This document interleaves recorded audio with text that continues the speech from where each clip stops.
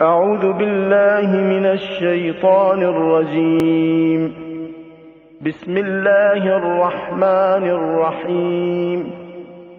الحمد لله رب العالمين الرحمن الرحيم مالك يوم الدين إياك نعبد وإياك نستعين اهدنا الصراط المستقيم صراط الذين أنعمت عليهم غير المغضوب عليهم ولا الضالين.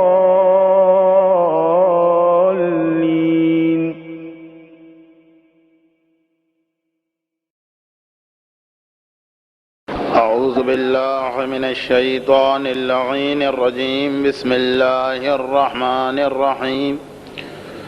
الحمد لله رب العالمين والعاقبة للمتقين والجنة للمطيعين والنار للعاصين، والصلاة والسلام على سيد الأنبياء والمرسلين رحمة للعالمين وشفيع المذنبين وإطرته الطيبين الطاهرين المنتجبين المنتخبين الميامين المعصومين، لا سيما على بقية الله في الأراضين وحجته على العالمين. اللهم عجل فرجه وقرب زمانه وكثر أنصاره وأهلك أعداءه، ولعنة الله الدائمة على أعدائهم أجمعين. أما بعد، فقد قال الله الحكيم في كتابه الكريم. بسم الله الرحمن الرحيم. أفمن أظلم ممن افترى على الله كذبا ليضل الناس بغير حق. صلوات.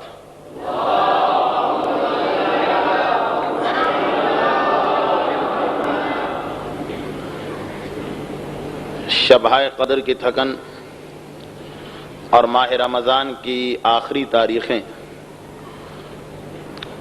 یہ سبب بنی ہیں صاحبان ایمان کے اس جوش و خروش کو ٹھنڈا کرنے کا کہ جس کا مشاہدہ آج بھی کیا جا رہا ہے، صرف یہ خیال کرتے ہوئے کہ بعض صاحبان ایمان یقیناً ایسے ہوں گے جنہوں نے کل کی پوری رات شب بیداری میں گزاری ہوگی اور آج کا دن بھی ان کی جو مصروفیات ہیں وہ اپنے معمول کے مطابق رہی ہوں گی.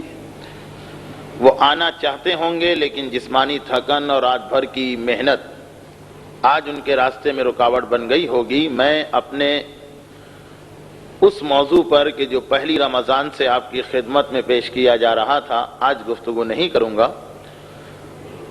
انشاءاللہ اس پر تو ہماری گفتگو کل ہی سے شروع ہوگی، لیکن آج کی ہماری تقریر پرسوں کی تقریر کا دوسرا حصہ ہے. ایک بہت ہی اہم عنوان پر پرسوں گفتگو شروع ہوئی تھی، وقت کی کمی کی وجہ سے اس کو میں مکمل نہ کر سکا. آج یہ گفتگو کمپلیٹ ہوگی اور کل سے انشاءاللہ حیات بعد الموت، یعنی وہ لائف جو ڈیتھ کے بعد انسان کے سامنے آتی ہے، اس کا تذکرہ چاند رات تک کی مجالس میں کیا جائے گا. پرسوں تذکرہ یہ ہو رہا تھا کہ بعض ایسے مسائل ہوتے ہیں، بعض ایسی چیزیں ہوتی ہیں کہ انسان کی عقل اس میں ایک فیصلہ لگا رہی ہوتی ہے کہ یہ بات مثلا صحیح ہے یا غلط ہے، لیکن ہمیں یہ اجازت و اختیار نہیں ہے کہ شریعت کے حکم کے آگے ہم اپنی ذاتی رائے کہیں پہ داخل کریں. یہ تو ہمارا یقین ہے، یہ ہمارا اعتماد ہے، یہ ہمارا عقیدہ ہے، یہ ہمارا فیتھ ہے کہ ما حکم بہ العقل حکم بہ الشرع وما حکم بہ الشرع حکم بہ العقل، کہ جو بھی عقل کا فیصلہ ہے وہی شریعت کا حکم ہوتا ہے، جو شریعت کا حکم ہے وہی عقل کا ڈیسیشن ہوتا ہے. لیکن ہماری انکمپلیٹ عقل کو یہ اختیار نہیں دیا جا سکتا کہ وہ شریعت کے اگینسٹ کسی مسئلے کو قائم کرے. شریعت کچھ کہہ رہی ہو، ہم اپنی رائے داخل کرنا شروع کر دیں. اور ان لوگوں کا گناہ تو بہت بڑا ہے جو شریعت ہی کے مسئلے کو مس یوز کریں، بات شریعت کی ہو، حکم خدا کا ہو، لیکن وہ اپنے ذاتی مقصد اور ذاتی فائدے کی خاطر اس کو استعمال کرے، جس کے لیے میں نے مولا کائنات کی سیرت سے وہ مشہور جملہ پیش کیا تھا جو نہج البلاغہ میں کئی جگہ میرے مولا نے کوٹ کیا ہے، کلمۃ الحق یراد بہا الباطل، کہ یہ لوگ، یہ خوارج، یہ علی کو واجب القتل سمجھنے والے جو کچھ کہہ رہے ہیں وہ بات تو حق ہے کہ لا حکم الا اللہ، اللہ کے علاوہ کوئی فیصلہ نہیں کر سکتا، مگر یراد بہا الباطل، کلمہ حق کا ہے مگر ان کا ارادہ اس سے باطل کا ہے، ان کی مراد اس سے باطل کی ہے، یہ غلط نیت کے ساتھ حق کے کلمے کو استعمال کر رہے ہیں۔ اور کبھی کبھار ایسا بھی ہوتا، دیکھیں دو قسم کے لوگ آپ کے سامنے آئے، ایک تو وہ کہ شریعت کے سامنے اپنی رائے چلاتے ہیں، دوسرے وہ کہ شریعت ہی کی بات کو استعمال کرتے ہیں۔ جیسے میں نے مثال دی کہ مسجد بنائی جا رہی مگر مقصد اپنا کوئی فائدہ حاصل کرنا، اور اس کی کئی مثالیں ہیں۔ ایک مثال میں پرسوں دے چکا ہوں کہ ہم نے کسی کو قرضہ دیا ہے، وہ آدمی واپس نہیں کر رہا ہے، بہانہ ٹال مٹول آج کل کر رہا ہے۔ اب اگر ہم اخبار میں اشتہار بھی دے دیں کہ یہ فلاں ابن فلاں نے ہمارے اتنے پیسے لیے ہیں اور ان سے کہا جاتا ہے کہ وہ واپس کرے، تو اگر وہ یہ کہے کہ آپ نے ایک مومن کا دل توڑ دیا، آپ نے ایک مومن کی انسلٹ کر دی، آپ نے ایک مومن کو ناراض کر دیا، اور مومن کا دل خوش کرنے کے لیے اتنی حدیثیں ہیں، اتنے مسئلے، یہ شریعت کا مس یوز ہے، یہ شریعت کا غلط استعمال ہے۔ وہ یقیناً مومن کا دل خوش کرنا اپنے مقام پر، لیکن اپنا رائٹ مانگنا یا اپنا حق مانگنا یہ کوئی ظلم نہیں ہے کسی پر، یہ مومن کا دل توڑنے میں نہیں آتا۔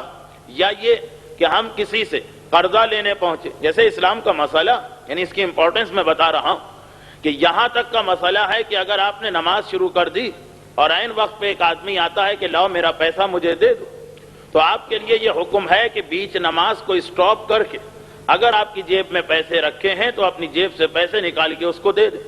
وہ مقامات کے جہاں پہ نماز کی تاخیر کرنے کا ثواب زیادہ، اس میں یہ بھی کہ اول وقت نماز کا آیا، آپ کو نماز کی جلدی کہ ثواب ملے گا وقت فضیلت کا، اور وہ مومن آ کے کہہ رہا ہے کہ میرا قرضہ دو یا مجھے پیمنٹ کرو جو میں نے تمہیں دیا۔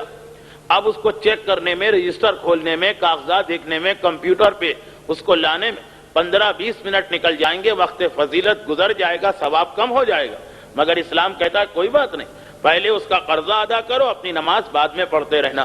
جو یہاں تک اسلام کا مسئلہ کہ اگر کوئی مومن اپنا پیمنٹ آپ سے مانگ رہا ہے، ڈیٹ آ چکی، اور آپ صرف اس لیے کہ آج اس سے میری ملاقات ہو گئی، تو یقیناً وہ تو زبردستی لے لے گا۔ آپ دبئی سے چلے گئے ابو ظہبی، تاکہ نہ آپ گھر پہ ہوں نہ آپ کو پیسہ دینا پڑے۔ آپ کا یہ سفر حرام ہے۔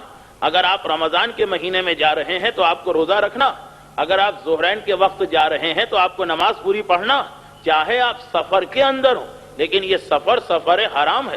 ایک مومن کا حق دینے سے بچنے کے لیے، ایک مومن کو پیمنٹ نہ کرنا پڑے اس لیے آپ یہاں سے بھاگ کے جا رہے ہیں، اسلام اس سفر ہی کو گناہ قرار دے دیتا اور کہتا ہے کہ تم ابو ظہبی میں ہو، لیکن چونکہ اکارڈنگ ٹو شریعہ تمہیں دبئی میں ہونا چاہیے، اس لیے تمہارا روزہ بھی پورا ہوگا، تمہاری نماز بھی پوری ہوگی۔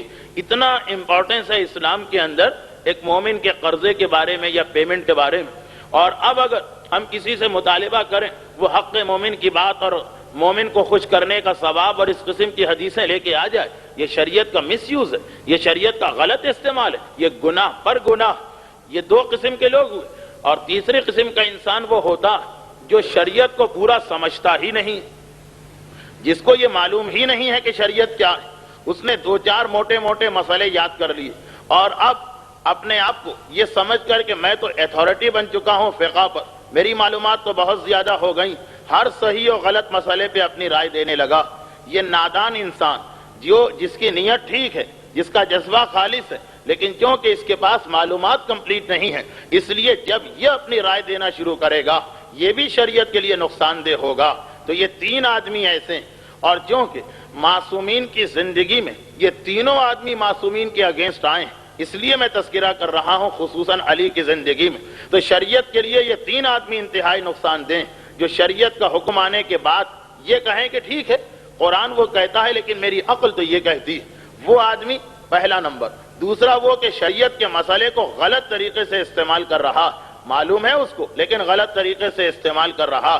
اور تیسرا وہ آدمی جو بیچارہ سمجھا ہی نہیں کہ شریعت کیا ہے، جو دو چار مسئلے اسے یاد ہوئے، ترجمہ دیکھ دیکھ کے یا مجتہد کی کتاب پڑھ کے سمجھنے لگا کہ بس اب میرے ہاتھ میں کمپلیٹ فقہ آ گئی، میں ہر جگہ جا کے اپنی رائے دے سکتا ہوں۔ اور یہ تینوں وہ ہیں کہ جن کو قرآن کی نگاہ میں گناہگار کہا گیا۔ یہ تیسرا والا آدمی جس بیچارے کا قصور سب سے چھوٹا، پہلا آدمی تو کتنا بڑا گناہگار ہے کہ شریعت کے مقابلے میں کھڑا ہوا، دوسرا آدمی شریعت کے مقابلے پہ نہیں کھڑا ہوا لیکن وہ شریعت کو اپنے فیور میں استعمال کر رہا، مگر وہ تیسرا بیچارہ تو اپنے خلوص میں مارا جا رہا، کم علمی کی وجہ سے مارا جا رہا، اس کی نیت تو نیک ہے، قرآن اس کی بھی اتنی سخت مذمت کر رہا کہ جو آپ نے کل رات کو سورہ روم پڑھا، سورہ روم میں بھی تذکرہ افمن اظلم ممن افترى علی اللہ کذبا لیضل الناس بغیر حق یا بغیر علم۔ قرآن میں یہ آیت 7-8 مقام پہ آئی۔ ظالم کا گناہ کتنا بڑا ہے؟ قرآن کہہ رہا ہے کہ ازلم سپرلیٹو ڈگری ہے عربی کی، اکبر و اصغر و عالم و ازلم، سب سے بڑا ظالم، جس سے بڑا کوئی ظالم نہیں ہو سکتا۔ قرآن کہہ رہا کہ سب سے بڑا ظالم وہ انسان ہے جس کے پاس معلومات نہیں اور وہ اللہ کے نام سے ایک بات پبلک کو بتا رہا۔ یہ ہے شریعت کا حکم، یہ ہے فقہ کا مسئلہ۔ افمن اظلم ممن افترى علی اللہ کذبا بغیر علم، جو بغیر معلومات کے، وداؤٹ نالج، لوگوں کے سامنے جا کے اللہ کی طرف سے منسوب کر کے مسئلے بیان کیا کرتا۔ ہمارے یہاں تو شریعت میں اتنی احتیاط ہے، اتنی احتیاط ہے۔ محقق حلی ایک بہت ہی عظیم عالم ہے ہمارے، آج کی اس مجلس میں خاندان حلی کے 2 واقعات آئیں گے۔ یہ پہلا واقعہ، اس کے بعد ایک دوسرا واقعہ بھی مجھے پیش کرنا۔ محقق حلی، ان کا تعلق اس عظیم خاندان سے ہے جو خاندان حلی کہلاتا۔ ان کے زمانے تک نجف ہمارا سینٹر تھا، مگر یہ خاندان علمی اعتبار سے اتنا اسٹرانگ تھا کہ جب یہ حلہ میں انہوں نے اپنا مدرسہ کھولا تو نجف کا پورا ریلیجیس سینٹر ٹرانسفر ہو گیا حلہ کی طرف۔ تقریباً 200 سال تک اس خاندان کا پیریڈ ہے۔ ایک وقت میں اس خاندان میں 18 مجتہدین جمع ہو گئے تھے، اور مجتہدین مینس وہ نائب امام، جو ہمارے یہاں کی ایک ٹرم ہے کہ جو آدمی عبا امامہ پہن کے اور عراق سے پڑھ کے آ جائے گا ہم اسے مجتہد کہتے ہیں۔ فقہ میں تو یہ مجتہد نہیں، جو فقہ کے اعتبار سے جو نائب امام ہے، آیت اللہ کوئی وغیرہ کے لیول کے 18 علماء ایک وقت میں، 18 مجتہدین اس خاندان میں ایک وقت میں جمع ہوئے۔ ان میں اسٹارٹ ہے محقق حلی سے۔ یہ بہت ہی عظیم عالم ہے، ان کی یہ کتاب شرائع الاسلام ہے جو آکسفورڈ یونیورسٹی کے سلیبس تک میں شامل رہی ہے، شیعہ فقہ کی نمائندہ کتاب۔ یہ محقق حلی بہت ہی عظیم عالم ہے، اس وقت تو ان کے حالات بیان کرنے کا ٹائم نہیں۔ انہوں نے یہ مسجد میں درس دے رہے ہیں۔ ہمارے حوزہ علمیہ کا طریقہ آپ کو معلوم ہوگا، علماء بتاتے ہیں، میں نے بھی کئی مجلسوں میں اس کا تذکرہ کیا۔ ہمارا حوزہ علمیہ بڑی بڑی بلڈنگز اور بڑی بڑی عمارتوں کا محتاج نہیں، بلکہ جو مساجد ہوتی ہیں، جو مسجدیں، انہی کے اندر ہمارے یہاں سارے درس دیے جاتے ہیں، چاہے وہ نجف ہو، چاہے وہ قم ہو، چاہے وہ مشہد ہو، چاہے وہ کربلا ہو۔ تو محقق حلی حلہ کی بڑی مسجد میں درس دے رہے ہیں۔ درس سے مراد اجتہاد کی تعلیم، جو ہماری آخری کلاس ہوتی ہے، اجتہاد کی کلاس۔ ہماری آخری کلاس، ہمارا جو نظام ہے تعلیم کا، جو سلیبس ہے، جو کورس آف ایجوکیشن ہے، اس کی آخری کلاس ہے اجتہاد کی کلاس۔ اور اس کلاس کو تعلیم دینے کے لیے مراجع ہی آتے ہیں، اور تو کوئی اس کو نہیں پڑھا سکتا۔ محقق حلی اپنے زمانے کے مرجع، سب سے آخری عالم ہیں اس دور کے۔ ایک مرتبہ وہ درس دے رہے ہیں، دوران درس ایک بہت ہی چھوٹا بچہ، 2 یا 3 سال کا چھوٹا بچہ مسجد میں داخل ہو گیا۔ اسلام کا ایک مسئلہ ہے کہ غیر ممیز بچے کو، وہ بہت ہی چھوٹا بچہ جسے اچھائی اور برائی کی تمیز نہیں، اس کو مسجد میں انٹر ہونے کی پرمیشن دینا مکروہ۔ محقق حلی مرجع وقت درس مسجد میں دے رہے ہیں، دیکھا کہ وہ چھوٹا سا بچہ کھیلتے کھیلتے آ گیا، چنانچہ اپنے درس کو روکا، اپنے شاگرد سے کہا کہ اس بچے کو باہر لے جاؤ۔ وہ شاگرد اسلام کے ایک مسئلے پر عمل کرتا ہوا اس بچے کو باہر لے گیا۔ البتہ یہ کہ باہر لے جانے کا ایک طریقہ ہونا چاہیے، تھپڑ مار کر یا گھوسا مار کر یا لات مار کے تو اس کو نہیں نکالنا ہے کہ بیچارہ مسجد سے اتنا ڈر جائے کہ مرتے دم تک دوبارہ واپس نہ آئے۔ پیار سے بہلا کے پھسلا کے باتیں کرتے کرتے اس کو مسجد کے باہر پہنچا دیا۔ اسی رات کو جب محقق حلی سوتے ہیں تو خواب میں یہ دیکھتے ہیں۔ ایک بات میں بتا دوں کہ مرجع کا وظیفہ یا مرجع کی پوزیشن جو ہے، مرجع کی جو ڈیوٹی ہے، وہ بہت ہی اہم ہوتی۔ یہ مرجع کے بارے میں حدیث ہے کہ اس کا ایک پیر جنت میں ہوتا ہے اور ایک پیر جہنم میں ہوتا ہے۔ ذرا سا بھی وہ غافل ہوا اور ایک غلط فتویٰ اس کی زبان سے نکل گیا اور پوری ایک امت گمراہ ہو گئی تو ساری ذمہ داری مرجے پہ آتی. بہت ہی نازک پوزیشن ہے اس کی. ہم تو بعض اوقات دیکھتے ہیں اور سوچتے ہیں کہ بھائی کتنی آرام دہ زندگی ہے, اطمینان سے بیٹھے ہیں, ہزاروں اور لاکھوں خمس ان کے پاس پہنچ رہا, نہ کوئی محنت کریں نہ کوئی کام کریں, گھر میں پڑے رہیں معاذ اللہ. لیکن کتنی نازک ذمہ داری کہ پوری امت کے اعمال کا دار و مدار ایک مرجے کے اوپر ہوتا. تو اب محقق حلی درس دے رہے ہیں. اچھا, اب جب مرجع اتنا اہم مقام پر ہے تو معصومین جن کو پتا ہے کہ یہ ہمارا نائب ہے وہ امتحان بھی لیتے ہیں مرجع کا آ کر. یہ تو ٹیسٹ کرتے ہیں کہ یہ کیسا, اور اگر کوئی مرجع امتحان میں پورا نہ نکلے تو تاریخ ہماری گواہی دے رہی کہ اس کا نام اس طرح مٹ جاتا ہے کہ بعض اوقات حیرت ہوتی.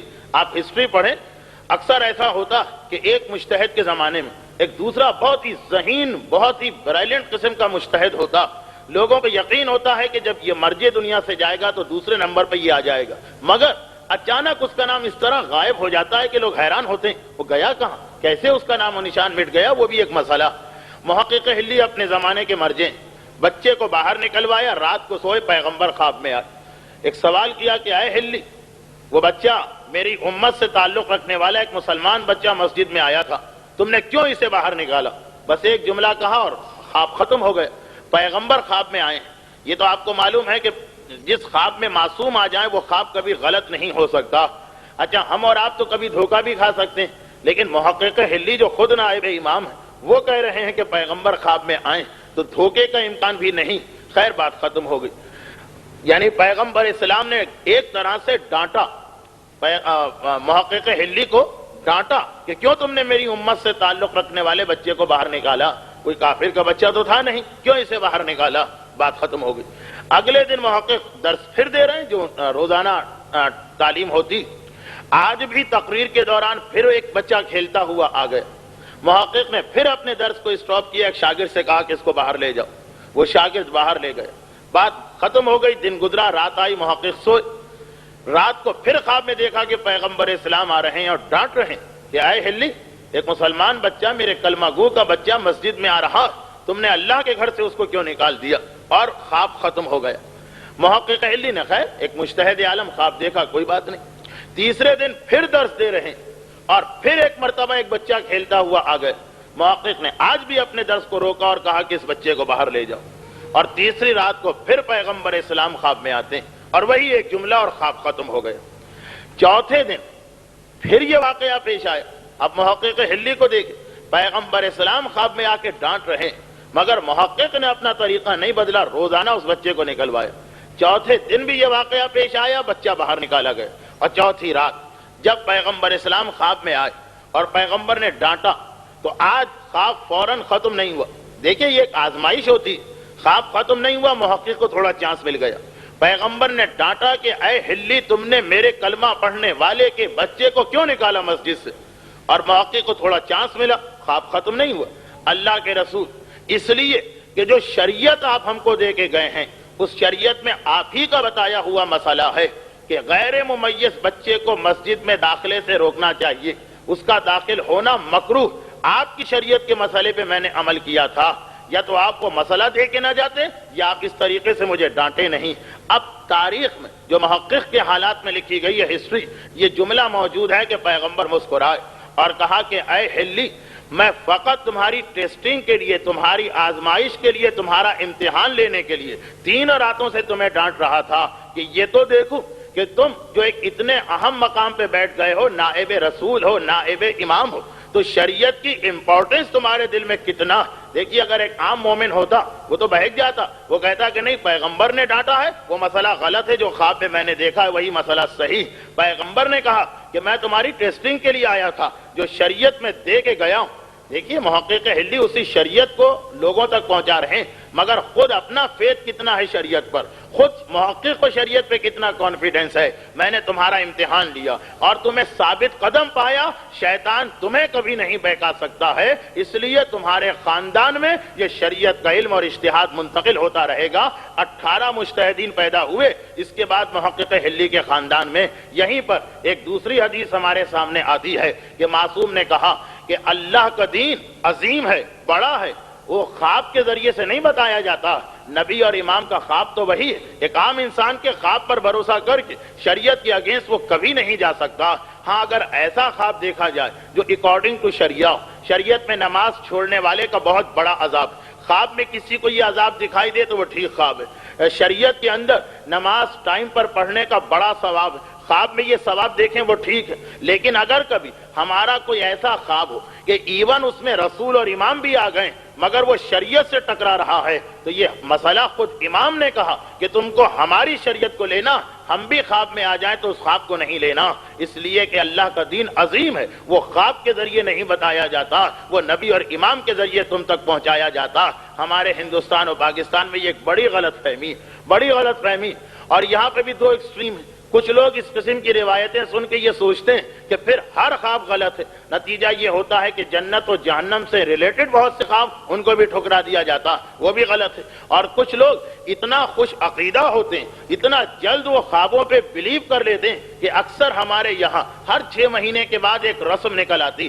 لوگوں کے گھروں میں پرچے آنے لگتے ہیں کہ سیدہ زینب سلام اللہ علیہا کے روضے پر کسی نے ایک معجزہ دیکھا اور یہ فلاں معجزہ، اس کی 40 پرچیاں لکھ کے آپ تقسیم کرائیے، اور فلاں کافر نے یہ معجزہ 40 مرتبہ لکھ کے ڈسٹریبیوٹ کرایا تو اس کی لاٹری نکل آئی اور اس کا کاروبار چمک اٹھا. اور فلاں مومن نے انکار کر دیا تو اس کی بیوی مر گئی اور بچے مر گئے اور کاروبار فیل ہو گیا. دنیا جہاں کی مصیبتیں اس کے اوپر نازل ہو گئیں. اب خوش عقیدہ لوگ فقط اتنا پڑھا، اول تو یہی پتہ نہیں کہ یہ صحیح ہے یا غلط. اگر ایسا کوئی خواب ہو بھی تو اسلام میں اس کی کوئی امپورٹنس نہیں ہے. جو شریعت رسول دے کے گئے ہیں اس میں جو واجب ہے وہی واجب رہے گا. خواب کے ذریعے کوئی نیا واجب نہیں آ سکتا ہے. جو حرام شریعت میں ہے وہی حرام رہے گا، کوئی نیا حرام نہیں آ سکتا. مگر اتنا لوگوں کو اس پہ عقیدہ ہو جاتا ہے کہ واجبات کو چھوڑتے ہیں مگر 40 پرچیاں ضرور تقسیم کرانا ہے.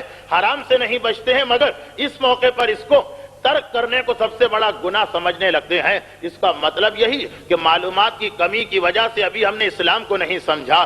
جیسا کہ پیغمبر نے کہا کہ اے ہلی، ہم کبھی آزمائش کرتے ہیں، ہم کبھی امتحان لیتے ہیں، ہم کبھی اپنے ماننے والوں کو ٹیسٹ کرتے ہیں کہ انہوں نے ہمارے دین کو کتنا سمجھا ہے. جو شریعت میں ہے اس کو ہمیں فالو کرنا ہے. تو جب رسول اور امام خواب میں آ کر ہمیں کوئی ایسا مسئلہ بتائیں جو شریعت سے ٹکرا رہا ہو تو اس کو ہم نہیں مان سکتے ہیں. تو اگر کوئی دوسرا انسان ایک ایسا مسئلہ بتا رہا جو اس کی اپنی ذاتی رائے ہے، جو اس کا اپنا ذاتی خیال ہے، جو شریعت کے اکارڈنگ نہیں ہے، تو کتنا ہی بلند اس کا مقام کیوں نہ ہو، ہم پر واجب نہیں ہے اس کی بات کو ماننا. شریعت تو اتنی نازک چیز ہے. ہمارے یہاں لوگ بہت آسان سمجھتے ہیں، ذرا سا ایک رسالہ عملیہ پڑھ لیا اور سمجھنے لگے کہ ہر مسئلے پہ ہم رائے دے سکتے ہیں. شریعت تو اتنی نازک چیز ہے کہ ایک ورڈ کے ادھر ادھر ہونے سے حلال حرام اور حرام حلال میں تبدیل ہو جاتا ہے. ایک ایسا واقعہ جو ذرا ہے تو ڈرائی، یعنی ڈرائی ان معنوں میں کہ آپ کو ذرا سوچنا پڑے گا، اور وہی لوگ اس سے لطف لے سکتے ہیں جن کی فقہ کی معلومات ہیں. لیکن ہے بڑا اہم اور بہت ہی انٹرسٹنگ واقعہ فقہ سے ٹچ رکھنے والوں کے لیے. اسی خاندان ہلی کی ایک دوسری مثال میں بتا کیا رہا ہوں کہ ایک مسئلے کو سمجھنے کا مطلب یہ نہیں ہے کہ آپ نے اس ٹاپک کے سارے مسئلے سمجھ لیے. ایک ورڈ کے ادھر ادھر ہونے سے مسئلہ کچھ کا کچھ ہو جاتا.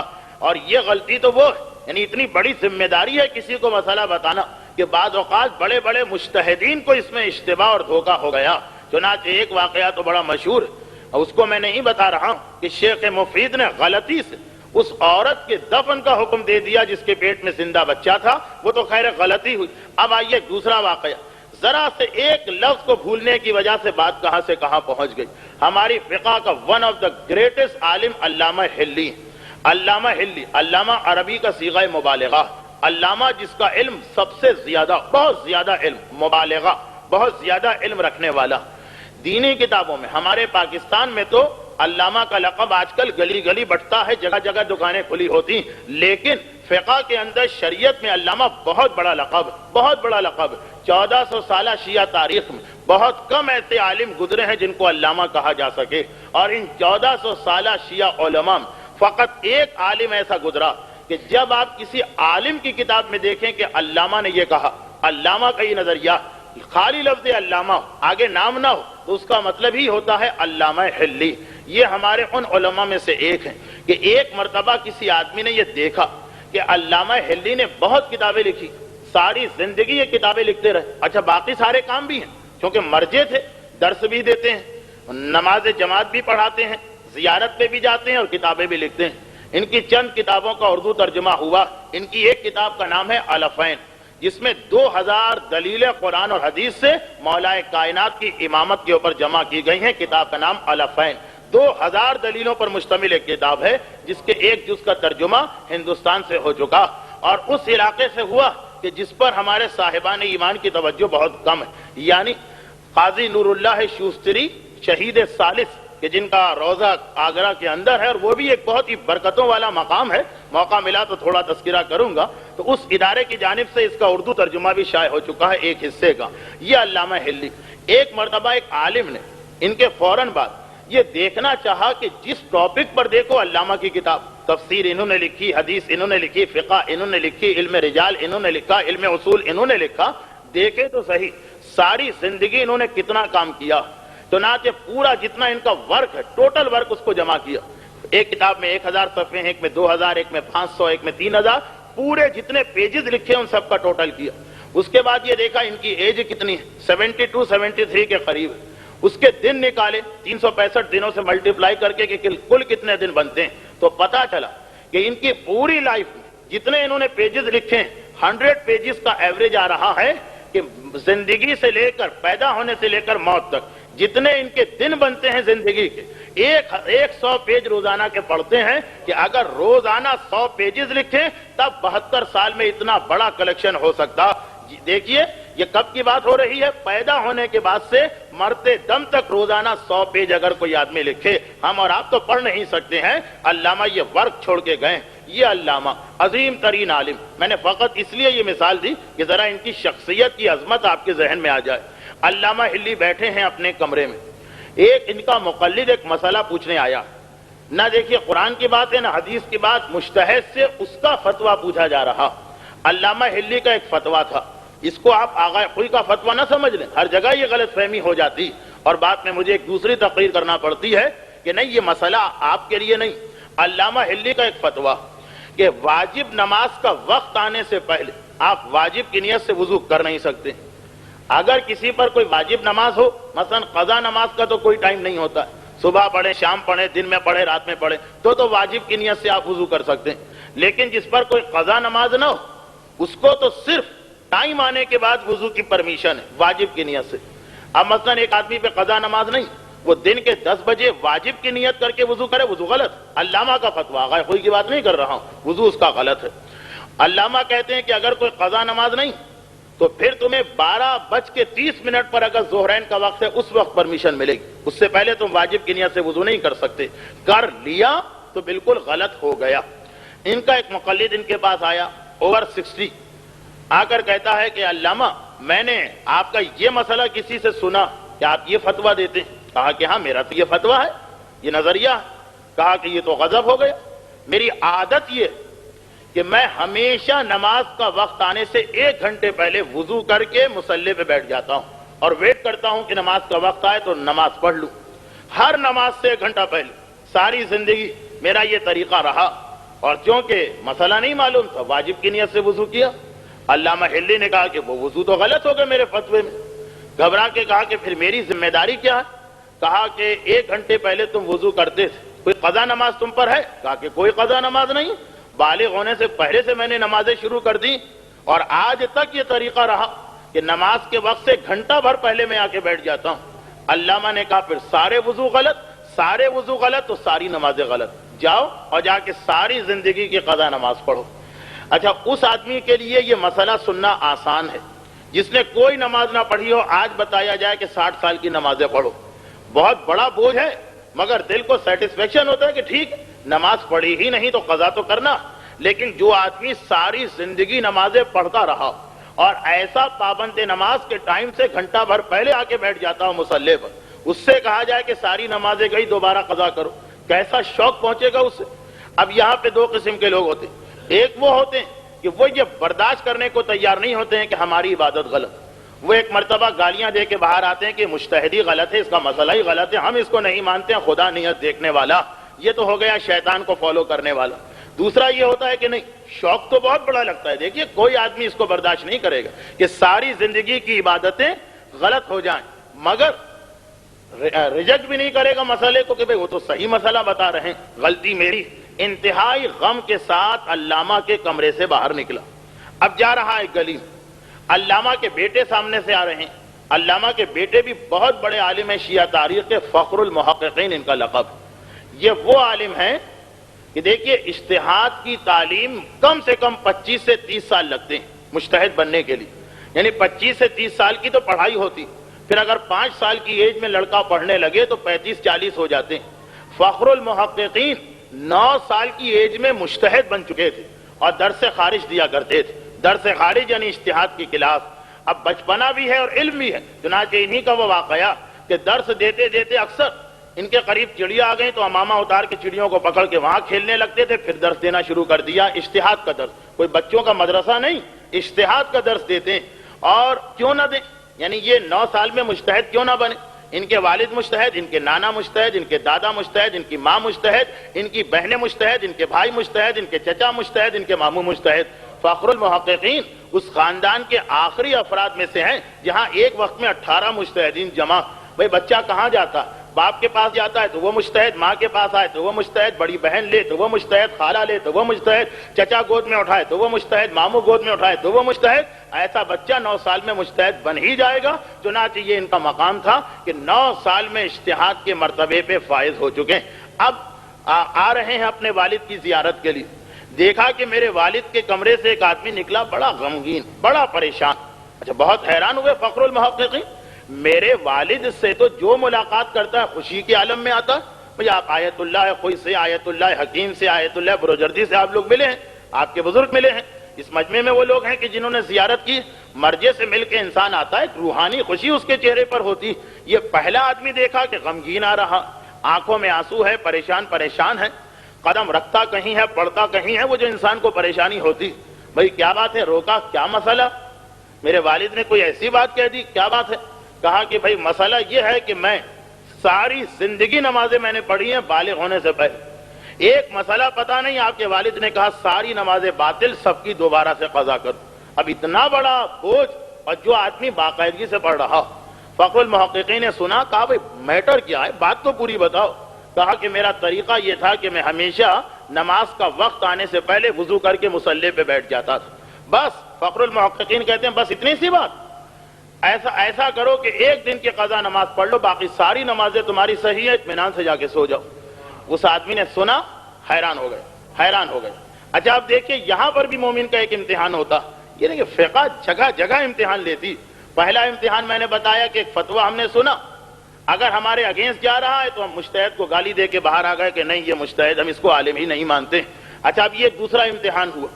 بعض لوگوں کی عادت ہوتی ہے کہ ایک مسئلہ ان کا ہے، وہ مسئلہ لے کے 10 مولویوں کے پاس جائیں گے، کوئی تو ہمارے فیور میں کبھی ہاں کہہ دے گا، بس جو ہاں کہہ دے وہی سب سے بڑا عالم۔ اور اگلے ویک دوسرا مسئلہ پیش آیا، وہ مسئلہ لے کے نکلے، اب جس نے پچھلی دفعہ یس کہا تھا آج نو کہہ دیا، وہ سب سے چھوٹا عالم ہے، آج کوئی اور بڑا عالم بن گیا، ان کا کام ہی یہی ہوتا۔ مسئلہ لے کے گھومتے ہیں، 10 آدمیوں سے پوچھیں، کہیں ورڈنگ میں تبدیلی آ جائے، کہیں بتانے والا عالم ذرا غلطی کر جائے، جہاں سے ہاں کا جواب ملے بس اس ہفتے کا بڑا عالم وہی ہے۔ یہ کچھ لوگوں کا طریقہ۔ یہ بھی ایک امتحان ہے مومن کا۔ ایک مومن جس کی ساری زندگی کی عبادتیں ختم ہو رہی، ایک بڑے عالم نے کہا کہ نماز غلط، دوسرا عالم بے شک یہ بیٹے ہیں مگر ہے تو مجتہد، وہ کہہ رہے ہیں کہ تمہاری نمازیں صحیح۔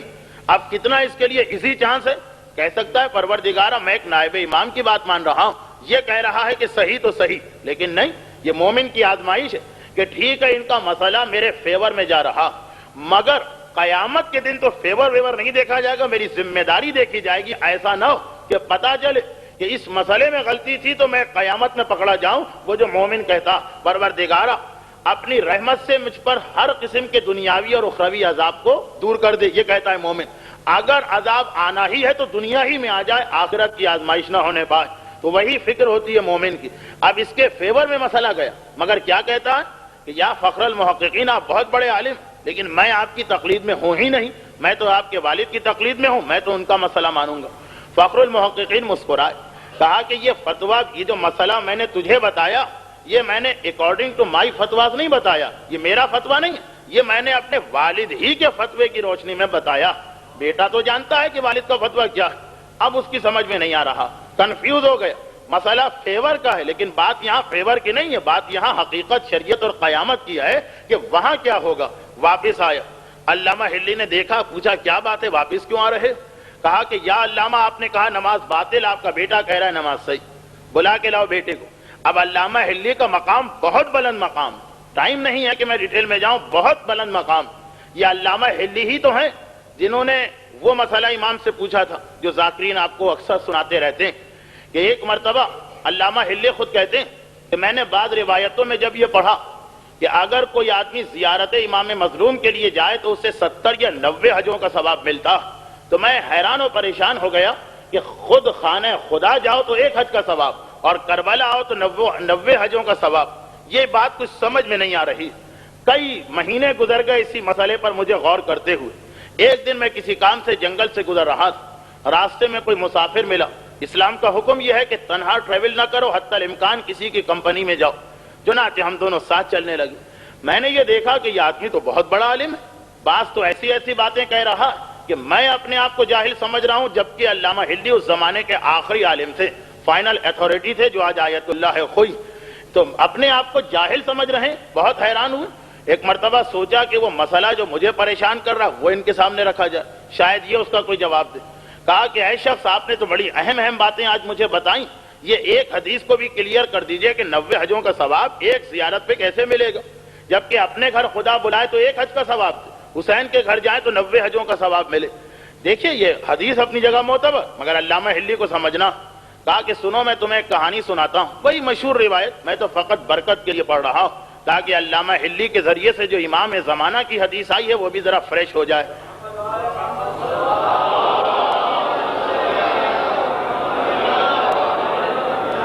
ایک بادشاہ شکار کے لیے نکلا. ان آدمی نے علامہ ہلی کے سامنے کہا کہ میں حدیث کی تشریح بعد میں کروں گا، کہانی سن لو.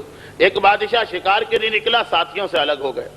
بادشاہ تو ویسے بھی لگزیریس لائف کے عادی ہوتے ہیں، ذرا سی گرمی ذرا سی تھکن بہت ان کو لگتی. تو اب وہ شکار کی تلاش میں نکلا، خاصا دوڑ دھوپ چکا، بے انتہا بری حالت اس کی، تھکن کے مارے ایسا لگ رہا ہے کہ جیسے موت آ رہی. پیاس کی وجہ سے زبان لٹک آئی ہے. پیاس بہت بڑا عذاب ہے اگر کوئی آدمی اس کو صحیح معنوں میں ریالائز کرے. ہمیں تو اتنی آسانی سے یہ نعمت مل جاتی ہے کہ ہم ریالائز ہی نہیں کرتے، ورنہ حقیقت میں جہاں جہاں یہ مسئلہ ان سے پوچھیے. تو اب بے انتہا پیاسا، بس بالکل گویا مرنے والا. اتنے میں دیکھا کہ جنگل کے اندر کوئی جھوپڑی ہے، ایک بڑھیا کی جھوپڑی. وہاں پہنچا، دیکھا کہ ایک بڑھیا رہتی ہے جس کے پاس کوئی نہ اولاد ہے، نہ کوئی شوہر ہے، نہ کوئی اس کا سپورٹ کرنے والا. ایک بکری اس کے گھر میں پلی ہوئی، اسی کا دودھ دھوتی ہے، اسی کو اپنی غذا بنا کے استعمال کرتی، فقط اور فقط دودھ پر اور دودھ کے جو پروڈکٹس ہوتے ہیں دہی وغیرہ انہی پہ اس کی زندگی گزر رہی. کمزور اتنی ہے کہ کوئی محنت و مزدوری بھی نہیں کر سکتی. بادشاہ نے جا کے اپنی حالت بتائی کہ میں پیاس سے مر رہا ہوں، بھوک سے میری جان نکل رہی. اس نے سنا، جلدی پانی بھی نہیں تھا، اسی بکری کا دودھ نکالا، اسی بکری کو ذبح کیا، اس کا گوشت بھون کے بادشاہ کو کھلایا، اس کی جان بچ گئی. جب جان بچ گئی اتنی دیر میں ساتھی آ گئے. اب یہ وہ مسافر جو اصل میں زمانے کے امام ہیں علامہ ہلی سے کہہ رہے ہیں کہ اتنے میں ساتھی آ گئے، بادشاہ کے درباری، وزیر، سپاہی وغیرہ. تب اس بڑھیا کو پتا چلا کہ یہ میرے گھر آنے والا گیسٹ کتنا بڑا. خیر بادشاہ نے ایک مرتبہ کہا کہ تم نے بڑا احسان کیا ہے مجھ پر، ورنہ تو میں مر جاتا. اگر کبھی تم کیپٹل آؤ تو مجھ سے ضرور ملنا، میں تمہیں اس کا بدلہ دوں گا، تمہیں اس کا بدلہ ملے گا. راضی ہو گئی وہ بڑھیا. خیر اب اس کے پاس کچھ بھی نہیں رہا. چند دنوں کے بعد یہ کیپٹل سٹی پہنچتی، بادشاہ کے محل میں پہنچی. بادشاہ نے دیکھا میری محسنہ آئی، شریف بادشاہ، بڑے عزت اور احترام کے ساتھ اس کو بٹھایا اور کہا کہ تم نے اس دن جب میں مر رہی تھی ایک بکری جو تمہاری یعنی پوری جائیداد تھی مجھ پہ قربان کر دی. میں اس احسان کا بدلہ اتارنا چاہتا ہوں، لو ایک بکری جو تم نے دی ہے وہ لے جاؤ. پھر وہ عالم رکے، وہ آدمی، وہ اجنبی، اننون، جو ایک اجنبی اسٹرینجر، کہا کہ اے ہلی، کیا بادشاہ نے اس عورت کا حق ادا کر دیا؟ علامہ ہلی نے کہا ہرگز نہیں. کہا کیوں بھائی؟ اس نے ایک بکری ذبح کی ہے، یہاں بھی اس کو بکری کی بکری مل گئی. کہا کہ نہیں، بکری کا مسئلہ نہیں. اس عورت کے پاس اس وقت جو کچھ تھا اس نے سب اس بادشاہ پہ قربان کر دیا. اب بدلے کا مطلب تو یہ ہے کہ جو کچھ اس بادشاہ کے پاس، یہ بادشاہ سب کچھ اس پہ قربان کر دی. اس نے خالی بکری نہیں دی، اس وقت تو بکری اس کے لیے ٹوٹل لائف تھی، ساری زندگی بکری تھی اور کچھ تھا ہی نہیں. تو ایک بکری کے بدلے 10 بکریاں بھی دے دے بادشاہ تو بیکار، 100 بکریاں بھی دے دے تو بیکار، جو کچھ اس کے پاس ہے وہ سب کچھ دے دے، کیونکہ اگر وہ اپنی بکری قربان نہ کرتی تو یہ مر جاتا۔ علامہ ہلی کو جواب دیا کہ بس یہی مسئلہ خدا اور حسین کا، کہ جو کچھ حسین کے پاس تھا کربلا کے میدان میں، حسین نے سب کچھ پروردگار عالم پہ قربان کر دیا ہے۔ اب پروردگار اپنی ساری کائنات بھی حسین کو دے دے تب بھی یہ سمجھنا کہ ریوارڈ مل گیا، یہ ممکن نہیں ہے۔ اس لیے اپنے گھر میں آنے والے کو 1 حج کا ثواب دیتا، حسین کے گھر میں جانے والے کو 90 حجوں کا ثواب دیا کرتا۔ یہ علامہ ہلی ہی کی حدیث ہے۔ علامہ نے لکھا بھی تھا کہ یہ وہ حدیث ہے جو میں نے زمانے کے امام سے خود سنی ہے۔ تو اتنا بڑا عالم ایک مرتبہ کنفیوز ہو گیا۔ اے سوال کرنے والے، میرے بیٹے نے کہا ہے کہ تمہاری نماز صحیح ہے، جاؤ کوئی میرے بیٹے کو بلا کے لائے۔ بیٹا آ گیا۔ بہرحال بیٹے کا مقام باپ سے تو کم ہے، علم میں بھی اور مرتبے میں بھی۔ پوچھا بیٹا کیا بات ہے، یہ آدمی میرا مقلد ہے، تم نے اپنا فتویٰ اس کو کیوں دے دیا؟ بیٹا مسکرا کے کہتا ہے بابا آپ ہی کا فتویٰ میں نے اس کو بتایا ہے، میرا تو فتویٰ ہی کچھ اور۔ اب علامہ ہلی حیران ہوئے، بیٹا یہ تو بتاؤ کہ اپنا فتویٰ میں بتا رہا ہوں یہ زیادہ صحیح ہے یا تم جو کہہ رہے ہو؟ کہا بابا سنیے آپ کا فتویٰ کیا ہے۔ اب دیکھیں یہاں سے بہت ہی فقہی ٹیکنیکل گفتگو شروع ہو جاتی ہے، لیکن جن کو لگاؤ ہے فقہ سے ان کو لطف آئے گا۔ کہا بابا، بیٹا کہہ رہا بابا آپ کا فتویٰ کیا ہے؟ جس آدمی پر کوئی واجب نماز باقی نہ ہو وہ واجب کی نیت سے وضو نہیں کر سکتا، کرے گا تو غلط ہے۔ کہا کہ ہاں۔ بیٹا کہتا ہے بابا لیکن یہ بھی آپ کا فتویٰ ہے کہ اگر کوئی قضا نماز باقی ہے تو قضا نماز تو واجب ہے، ہر وقت واجب ہے، جب تک کہ آدمی پڑھ نہ لے قضا واجب ہے۔ اگر کسی پہ قضا باقی ہے تو اس کو حق ہے واجب کی نیت سے وضو کرنے کا۔ کہا کہ ہاں یہ بھی میرا فتویٰ ہے۔ کہا بابا مسئلہ حل ہو گیا۔ اس آدمی نے، اب یہ بیٹا کہہ رہا ہے کتنا ٹیکنیکل پوائنٹ جو علامہ ہلی اس وقت نہیں سمجھ پا رہے ہیں، جبکہ علامہ ہلی بادشاہ ہیں علم کے، سمندر ہیں فقہ کے، مگر کیا فرما رہے ہیں؟ بیٹا کیا کہہ رہا ہے کہ بابا سنیے، اس آدمی کی زندگی کا پہلا دن یاد کرتے ہیں ہم، جو بھی اس کا پہلا دن ہو، جب سے اس نے نماز شروع کی، یا چلیں بالغ ہونے کے بعد پہلا دن، صبح کا وقت آ گیا، اس آدمی نے 1 گھنٹہ پہلے واجب کی نیت سے وضو کر لیا۔ بابا آپ کا فتویٰ کیا ہے؟ وضو غلط ہے۔ اس کی جو صبح کی نماز پڑھی وہ بھی غلط ہو گئی، غلط ہو گئی۔ ظہرین کا وقت آیا، 1 گھنٹے پہلے اس نے وضو کیا، آپ کا فتویٰ یہ ہے کہ وضو غلط ہے۔ جب وضو غلط تو وہ جو ظہرین کی نماز پڑھی وہ بھی غلط۔ بابا مغربین کا وقت آیا، 1 گھنٹے پہلے اس نے وضو کیا، وضو غلط، جب وضو غلط تو مغربین کی نماز غلط۔ باپ نے کہا کہ ہاں بالکل ٹھیک ہے، یہی تو میں بھی کہہ رہا ہوں۔ کہا نہیں، بیٹے نے کہا نہیں، اب سنیے۔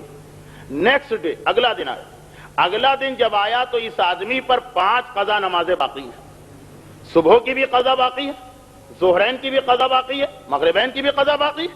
وہ نمازیں تو اس کی باطل ہو گئی آپ کے فتوے سے۔ جب قضا باقی تو اگلے دن نماز صبح سے 1 گھنٹے پہلے یہ وضو کر رہا ہے واجب کی نیت سے۔ جو 5 قضا نمازیں باقی ہیں ان کی وجہ سے اب اسے حق مل گیا ہے کہ یہ واجب کی نیت سے وضو کر سکتا ہے۔ اب جو اس نے نماز پڑھی واجب کی نیت سے وضو کر کے، وضو صحیح تو نماز صحیح، ظہرین کی نماز صحیح، مغربین کی، اس طرح آج تک وہ شروع کی پہلے دن کی جو 5 قضا چلی آ رہی ہیں ان کی وجہ سے اس دن کے بعد روزانہ کی نمازیں صحیح ہے، صرف پہلے دن کی نمازوں کی قضا کر لے۔ درود بھیجے محمد و آل محمد۔ دیکھیں غور کریں، اتنا باریک مسئلہ کہ علامہ ہلی سرپرائز ہو گئے، خوشی کے عالم میں کھڑے ہو گئے، بیٹے کو گلے سے لگا کے پیشانی پہ کس کیا۔ بیٹا، جیسا بیٹا میں نے زمانے کے امام سے مانگا تھا ویسا ہی انہوں نے مجھے عطا کیا، لیکن سوچنے کی بات ہے، ایک مرجع وقت اپنا فتویٰ بتا رہا، اپنا فتویٰ، اور ایک لفظ کی تبدیلی کی وجہ سے کہ قضا اور ادا ان کے ذہن سے نکل گیا، ایک غلط مسئلہ، اپنا فتویٰ غلط ہو گیا۔ اتنی باریک ہے یہ فقہ۔ جب ایک علامہ ہلی جیسے کیلیبر کا آدمی اتنی غلطی ممکن ہو سکتی ہے تو ہم اور آپ اگر ایک چھوٹی سی کتاب پڑھ کے یہ سمجھیں کہ ہم بن گئے ہیں فقہ پہ اتھارٹی، تو اس سے بڑھ کے ہماری کوئی حماقت نہیں ہوگی اور اس سے بڑا شریعت پہ کوئی ظلم نہیں ہوگا۔ افمن اظلم، وہی جو قرآن کہہ رہا، یہ سب سے بڑا ظالم ہے۔ اور اس کے اندر آج بھی بات انکمپلیٹ رہ گئی، لیکن خیر کچھ علماء کا تذکرہ ہو گیا جس کو میں انتہائی اہم سمجھتا ہوں۔ ان علماء نے بھی ہم پہ احسان کیے، ان کا بھی کبھی تذکرہ ہونا چاہیے۔ بس یہاں پہ آخری منزل پہ ایک بات کہہ دوں، کل اس موضوع کو کلوز کرتے ہوئے جو ہمارا اگلا موضوع جو پہلے رمضان سے چل رہا اس کو میں دوبارہ اسٹارٹ کروں گا۔ آخری جملہ کہ یہ تو مجتہد جو قرآن اور حدیث سے مسئلے کو سمجھ کے اپنی کتاب میں لکھ رہا، اپنی کتاب میں لکھ رہا، اس سے غلطی ہوئی جا رہی، اس سے مسئلے کے اندر ایک غلطی ہو رہی جو کہ قرآن اور حدیث سے سمجھ کے لکھ رہا۔ اگر ہم ذرا سی اس کی کتاب کو لاپرواہی سے پڑھیں تو ہم سے ہزاروں غلطیاں ہوں گی، لیکن ہمارے یہاں تو ایون ایسے لوگ بھی پائے جاتے ہیں کہ جو مجتہد کی کتاب کو بھی ٹچ نہیں کرتے، ڈائریکٹ قرآن کا ترجمہ کھول کے بیٹھ گئے اور شروع ہو گیا ان کا اجتہاد۔ اسلام میں گناہان کبیرہ میں سے ہے من افتى بغیر علم فقط کفر، جو آدمی بغیر کمپلیٹ فقہی نالج کے فتویٰ دینے کی کوشش کرے گا وہ کافر ہو گیا۔ یہ جملہ ہے پیغمبر اسلام کا۔ ہمارے یہاں ایسے بہت سے لوگ قرآن کھول کے بیٹھتے ہیں، کہتے ہیں سمجھ میں نہیں آتا، قرآن میں لکھا ہے خمس مال غنیمت میں ہے، یہ مولوی کہاں سے اتنی ساری چیزوں پہ خمس نکال کے آ گئے۔ ہمارے یہاں ایسے لوگ ہیں جو کہتے ہیں کہ خمس کی آیت میں تو آیا ہے کہ غریبوں کو خمس دو، یہ سید کا نام کہاں سے آ گیا۔ ہمارے یہاں ایسے بہت سے لوگ ہیں جو کہتے ہیں کہ قرآن میں خمس ایک جگہ آیا ہے، زکوٰۃ کا تذکرہ 300 جگہ پر ہے، مگر یہ مولوی کیسے کہتے ہیں کہ نوٹ پہ زکوٰۃ نہیں ہوتی۔ ہمارے یہاں ایسے لوگ بھی پائے جاتے ہیں کہ سورہ جمعہ کا ترجمہ پڑھتے ہیں اذا نودی للصلاۃ من یوم الجمعہ، اور ترجمہ دیکھتے ہیں کہ اے ایمان لانے والوں جب تمہیں نماز جمعہ کے لیے کال کیا جائے تو دوڑ کے جاؤ۔ یہ مولوی کیسے کہہ دیتے ہیں کہ نماز جمعہ واجب اختیاری ہے، چاہے پڑھو یا نہ پڑھو۔ ایک بڑی تعداد ایسے لوگوں کی ہے جو خالی ترجمہ قرآن پڑھ کے ہر مسئلے پہ رائے دینے کو تیار ہیں۔ یہ بدترین گناہوں میں سے ایک گناہ، بدترین گناہوں میں سے ایک گناہ کہ خالی ترجمہ قرآن پڑھ کے یہ سمجھنا کہ ہم کو سب کچھ آ گیا، ہم ہر مسئلے پہ رائے دے سکتے ہیں۔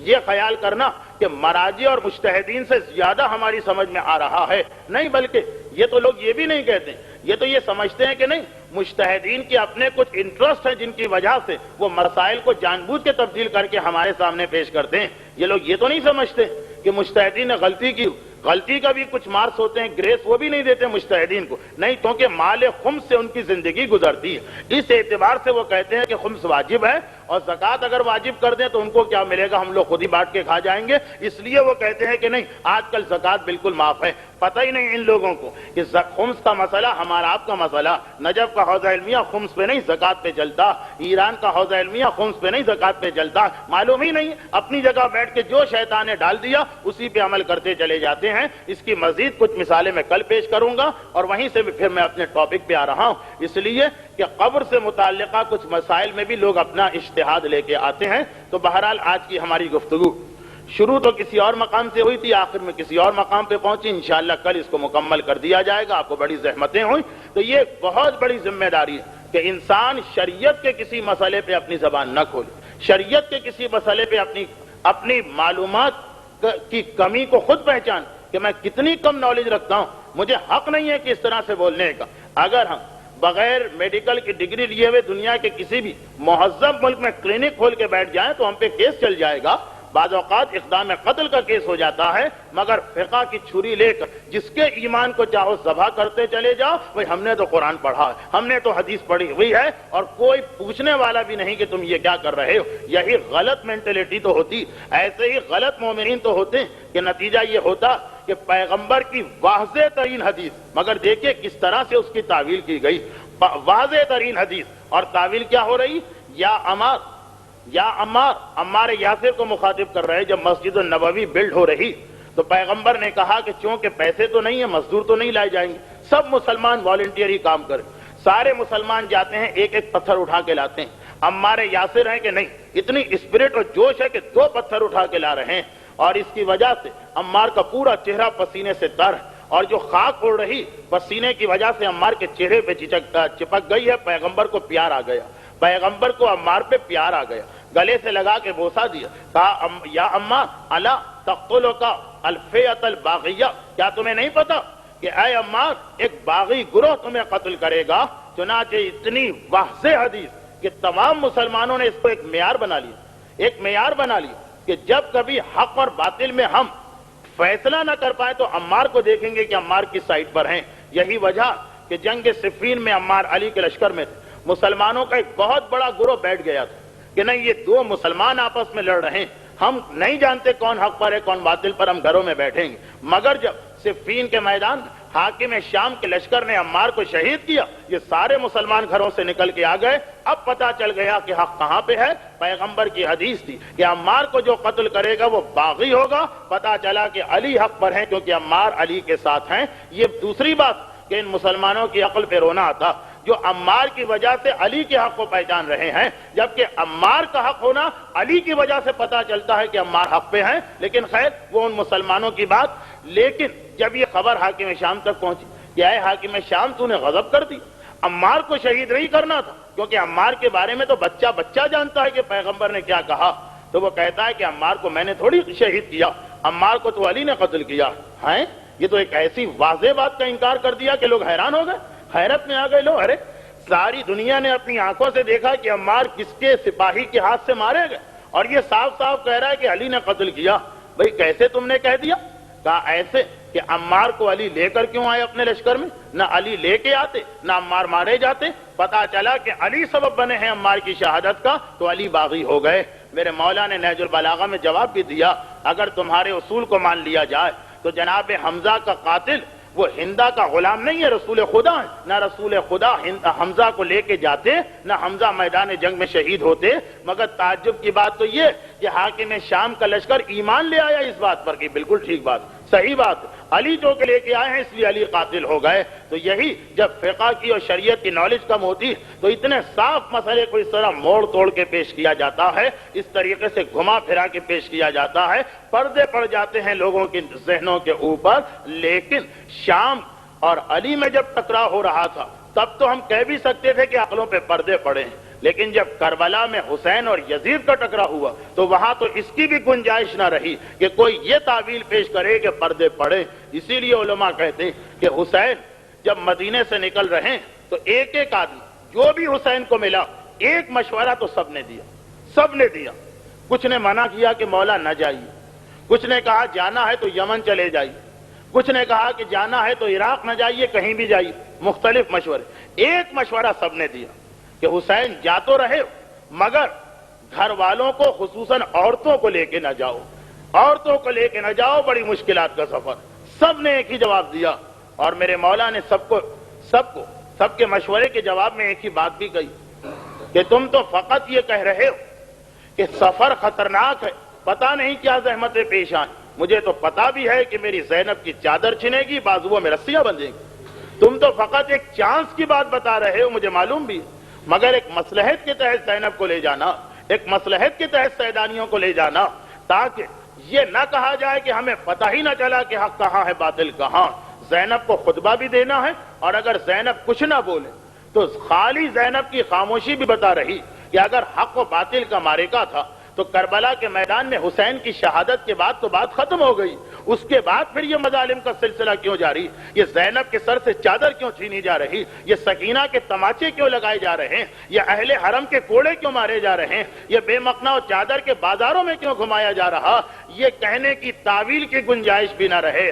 اسی لیے علی کے مقابلے میں تعویل پیش کی گئی، حسین کے مقابلے میں تعویل کی گنجائش بھی نہ رہی، بلکہ وہاں تو یزید کا جملہ نظر آتا ہے، خدا لعنت کرے ابن مرجانہ پر، میں نے تو حکم ہی نہیں دیا تھا حسین کو شہید کرنے کا۔ ارے آج قاتل کہہ رہا ہے کہ میرا کوئی تعلق نہیں قتل حسین سے۔ یہ زینب کی فتح ہے، یہ کلثوم کی فتح ہے، یہ سکینہ کی فتح ہے، یہ بچوں کے گالوں پہ لگنے والے تماچوں کے جہاد کا نتیجہ ہے۔ اور زینب نے کیا جہاد کیا ہے؟ زینب کے خطبے بھی اپنی جگہ، زینب کا قیدی بننا بھی اپنی جگہ، زینب کا کھلا سر بھی اپنی جگہ، زینب کے سر پہ لگنے والے نیزے بھی اپنی جگہ، زینب کی کمر پر پڑنے والے کوڑے بھی اپنی جگہ۔ مگر زینب تو امتحان پہ امتحان دیتی آ رہی ہے۔ چنانچہ تاریخ کہتی ہے، بس میرے آخری جملے، تاریخ کہتی ہے کہ 11 محرم کا قافلہ جب کربلا کے میدان سے نکلا ہے، کربلا کے میدان سے نکلا ہے تو زینب کی نگاہ پڑی میرے مولا سید سجاد کے چہرے پر۔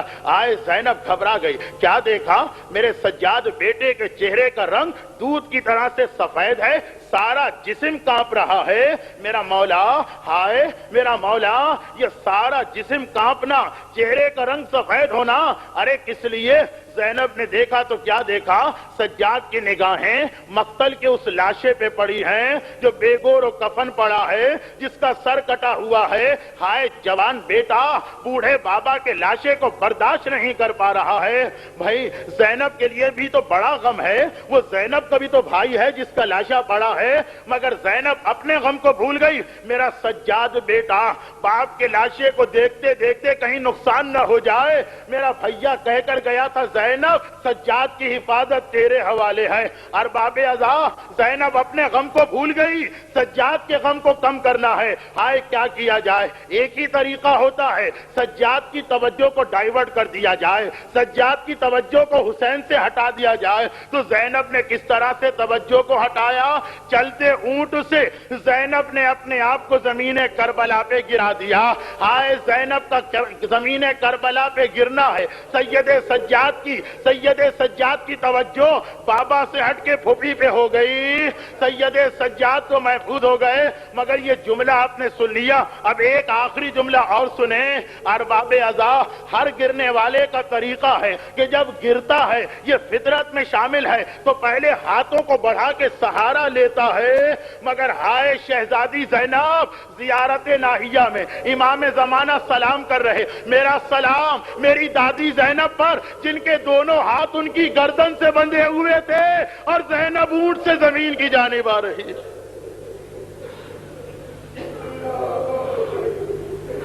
وَسَيَعْلَمُ الَّذِينَ ظَلَمُوا أَيَّ مُنقَلَبٍ يَنقَلِبُونَ۔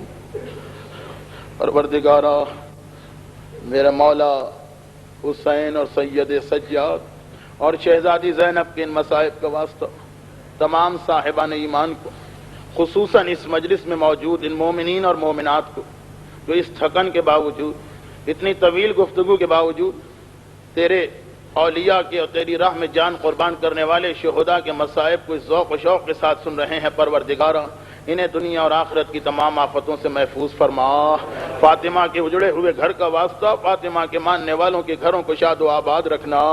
پروردگارا میدان کربلا کے اس بے گور و کفن لاشے کا واسطہ جسے دیکھ کے میرا مولا سید سجاد کانپ اٹھا، تمام ارواح مومنین کی مغفرت فرما، اور پروردگارا ہمیں سیرت اہل بیت پہ چلنے کی توفیق عطا فرما، اور ان تمام مظالم کے انتقام کے لیے امام زمانہ کے ظہور میں تعجیل فرما۔ ربنا تقبل منا انک انت السمیع العلیم۔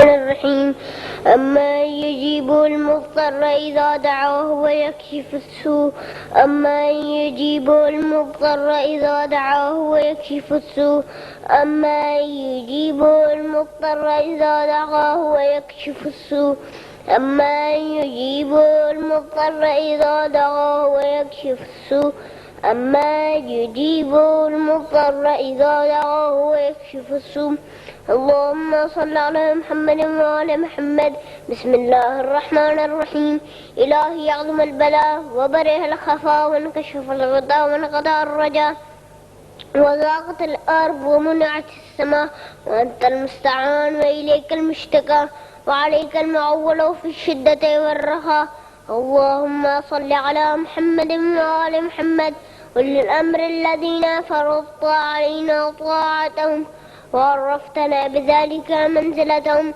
ففرج عنا بحقهم فرجا عاجلا قريبا كلمه البصر أو أقرب يا محمد يا علي يا علي يا محمد اكفياني فإنكما كافيان وانصراني فإنكما ناصران يا مولانا يا صاحب العصر والزمان الغوث الغوث الغوث أدركنا أدركنا أدركنا الساعة الساعة الساعة العجال العجال العجال يا أرحم الراحمين بحق محمد وآله الطاهرين السلام عليك يا أبا عبد الله وعلى جدك وأبيك وأمك وأخيك وتسعة المعصومين من ذريتك وبنيك السلام عليك يا أبي الفضل العباس بن أمير المؤمنين السلام عليكم يا سائر الشهداء جميعا ورحمة الله وبركاته السلام عليك يا غريب الغرباء السلام عليك يا معين الضعفاء والفقراء السلطان أبا الحسن مولانا علي بن موسى الرضا كن شفيعنا وشفيع والدينا في يوم الجزاء ورحمة الله وبركاته. السلام عليك يا مولانا يا صاحب العصر والزمان. السلام عليك يا خليفة الرحمن.